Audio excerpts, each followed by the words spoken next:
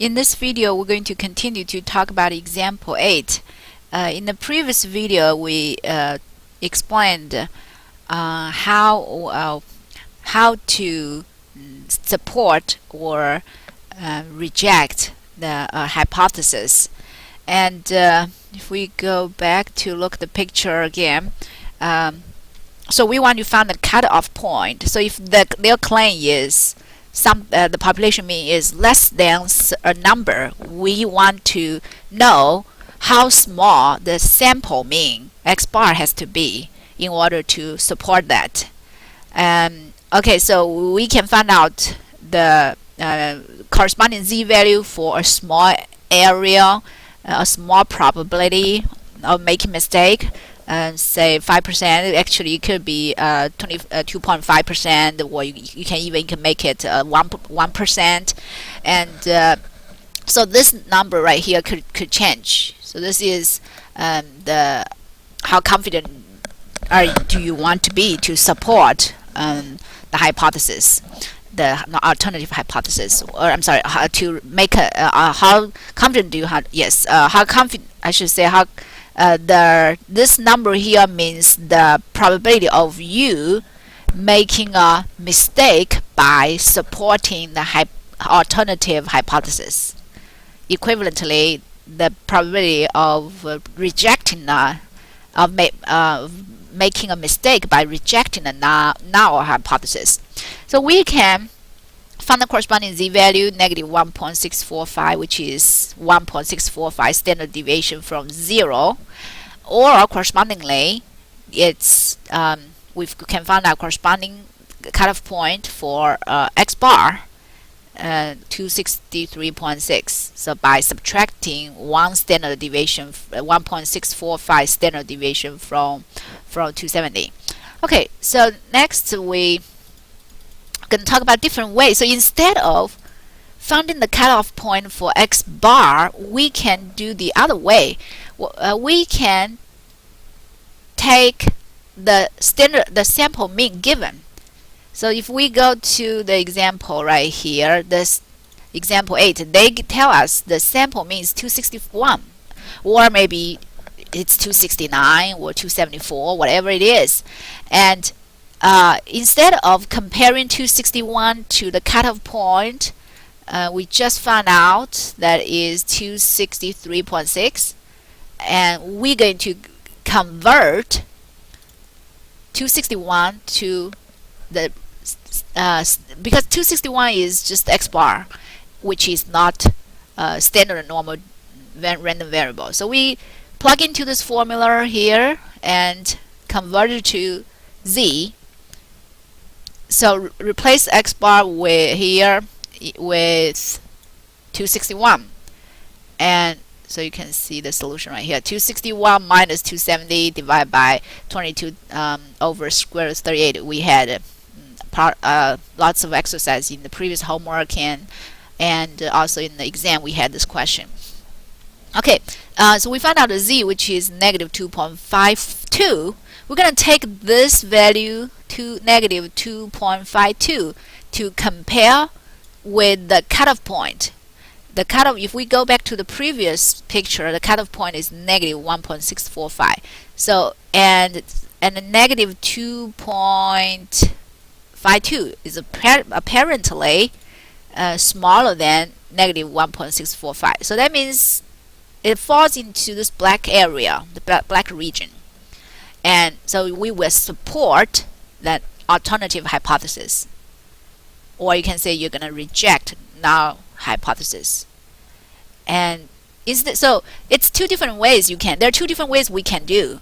You can either find out the cutoff point for x bar, so you take 1.645 standard deviation from 270, you got this number 263.6, and you compare the number you have 261. Compared, if it falls into this category, yes, 261 is on the left side of 263.6. You're gonna support alternative hypothesis. But if it's bigger, if it doesn't fall in here, you will reject it. You reject alternative hypothesis, which means you support not null hypothesis. And so I should say you're going to reject this alternative hypothesis. And uh, the other way is uh, you don't have to find, say, take away 1.645 standard deviation from 260. You can just compare to this cutoff point, z, negative 1.645. But you have to convert 261 x bar to z value because 261 is not a standard random variable. Okay, so there are always two directions we can do, but most of the time we will convert x bar to z instead of converting z back to x bar. So, okay, so let's look at the solution of one more time. And you can here the cutoff point here is for z value is negative 1.96. It's different from the previous picture, negative 1.645. The reason is this time we want the level of significance to be 2.5%. So you want the probability of making a mistake to be 2.5% instead of 5% in the previous picture. In the previous picture, it's 5% of chance you're going to make a mistake by supporting this claim. But if you want a higher standard, you can see this cutoff point is negative 1.96, which is higher. I'm sorry, which is smaller than negative 1.645. So which makes sense. So that means your value has to be even smaller in order to support their claim because the chance of making a mistake is lower. It's only 2.5% that you're going to make a mistake by supporting the seller's claim. Okay, so this is how we do this kind of problems. I explained in the previous video and in this video so far. I explained how we solve this kind of problem and kind of explanation for you to understand the process here. But it's not as if you can understand this, it's great. But if you have trouble understanding this, and you can also always follow the rule I show you in a little bit to do the problem. Actually, to do the problem is very easy. To follow the example, it's not as complicated as trying to understand why the meaning of doing this, why we do this. And so when we do this kind of problem, so what do? We know we have two ways. You can either convert x bar to z or convert z back to x bar. So we will follow the textbook. We will convert x bar to z. So that's always what we're gonna do. So you will be given an x bar that's 261 here. The sample mean is found to be 261, and the standard deviation is 22. So you will use this formula to convert 261 x bar to a corresponding z value. We have done this many times. And when you get a z value, negative 2.52, what do you do with this value? You're going to compare it with the cutoff point.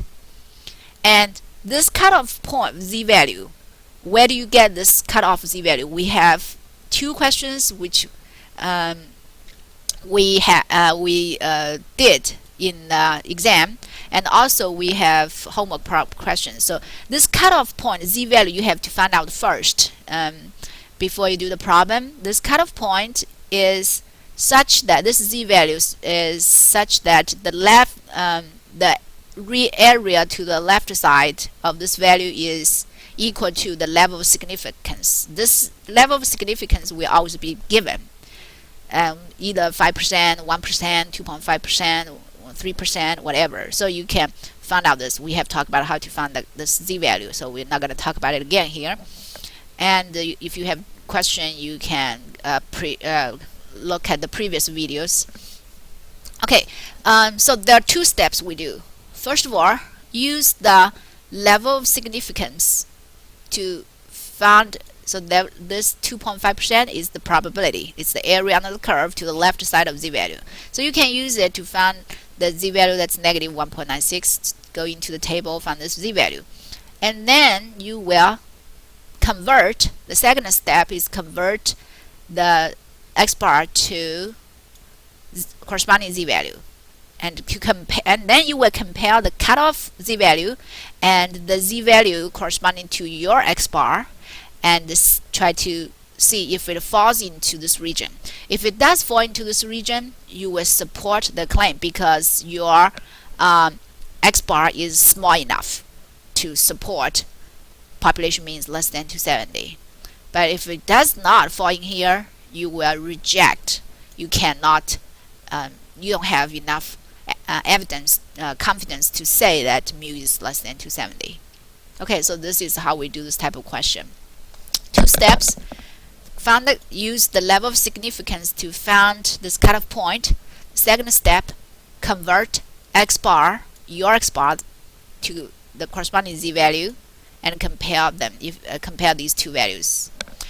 If it falls in there, support alternative hypothesis. If it does not fall in there, reject it.